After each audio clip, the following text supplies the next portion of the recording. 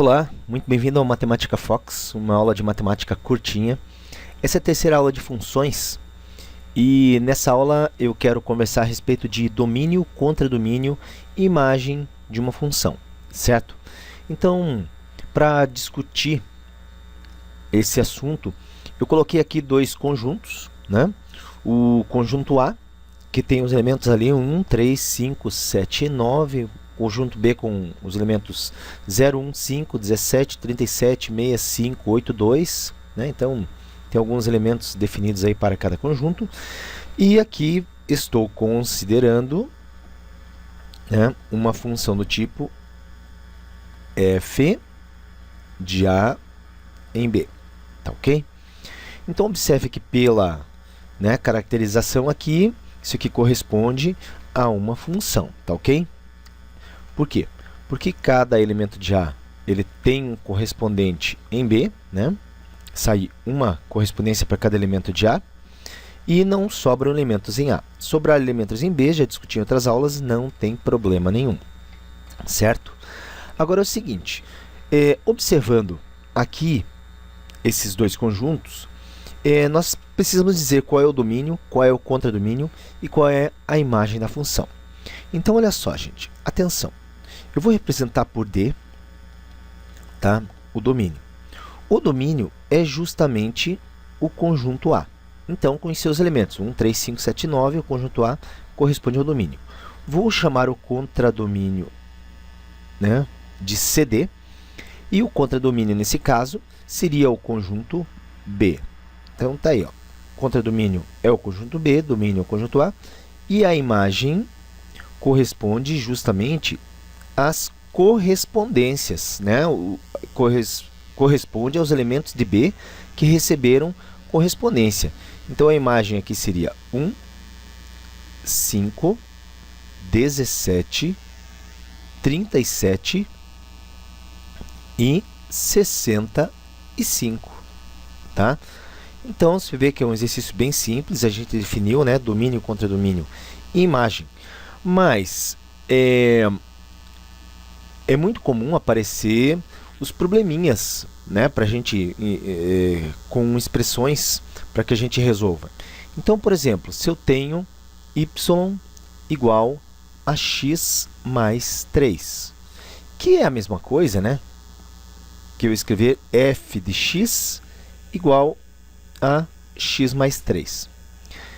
E digamos que eu tenha aqui definido que o domínio seja todos os números reais e que o contradomínio também, a princípio, possa ser todos os números reais.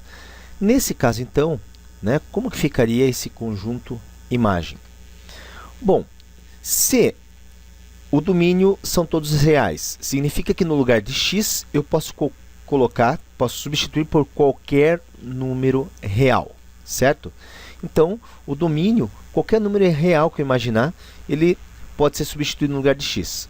No contradomínio, existem também todos os números reais. Então, olha só, todos os números reais estão lá no contradomínio.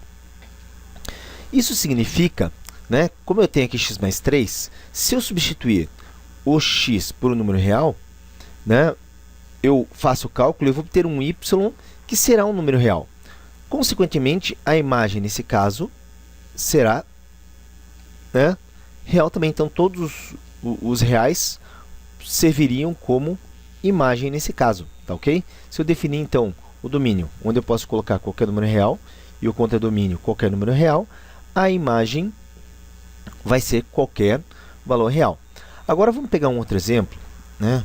Aqui, ó, y igual a x ao quadrado mais 3x mais 2, né? Onde eu vou definir o seguinte, que nesse caso o domínio são, né, todos os reais e o contradomínio também são todos os reais. Nesse caso aqui, nós temos que tomar um cuidado, porque se a gente olhar essas funções, elas são diferentes, né? A primeira função aqui, ela no caso, deixa eu fazer aqui, ela corresponde a uma reta crescente, certo? Então, nessa reta crescente, eu tinha uma reta desse tipo aqui, ó. Então, quer dizer, por isso, né, servia para domínio todos os reais contra domínio todos os reais.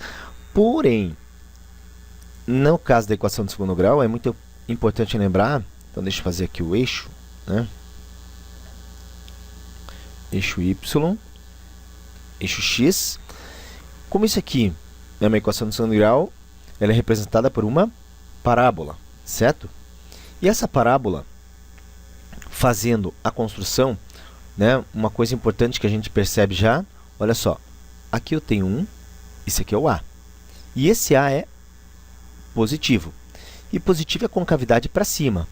E outra coisa, o 2, ele é esse ponto aqui, ó, em que a curva corta o eixo Y. Então, essa curva é desse tipo. Quer dizer, tem valores de Y aqui que não fazem parte dessa parábola. Quer dizer, o domínio, apesar de o contradomínio ser todos os reais, né, o conjunto imagem vai pegar apenas uma parcela. E como que a gente descobre isso? Bom, vamos lá. Vamos começar calculando justamente o delta. Delta, ele é igual a b ao quadrado. Então, b, né, a, b e c. b ao quadrado, 3 ao quadrado, menos 4 vezes 1 vezes 2. Conclusão, se 3 ao quadrado é 9 e 4 vezes 1 vezes 2 é 8, 9 menos 8, delta igual a 1. Bom, para eu definir agora, eu preciso calcular qual é esse ponto aqui mínimo, né, na parábola. Isso aqui é chamado de IV, vértice de Y. E para eu calcular IV, basta eu fazer menos o delta sobre 4 vezes o A. Então, observe que o delta ele é menos 1 sobre 4 vezes 1, que é igual a menos 1 quarto. Né? Acabei de definir o ponto mais baixo aqui, quer dizer, todos os valores de y para cima disso que fazem parte da minha resposta, da minha imagem. Então, a imagem, né, ela corresponde ao seguinte, vamos fazer aqui, né, representar então que os valores de y pertencem aos reais, tal que y ele deve ser maior ou igual a menos 1 quarto. Então, está aí, ó, definido qual seria a imagem, no caso, né, para essa equação aqui. Tá? Bom, nessa aula ficamos por aqui. Agradeço a sua presença. Né? Se gostou, curte aí. Também pode compartilhar com seus amigos.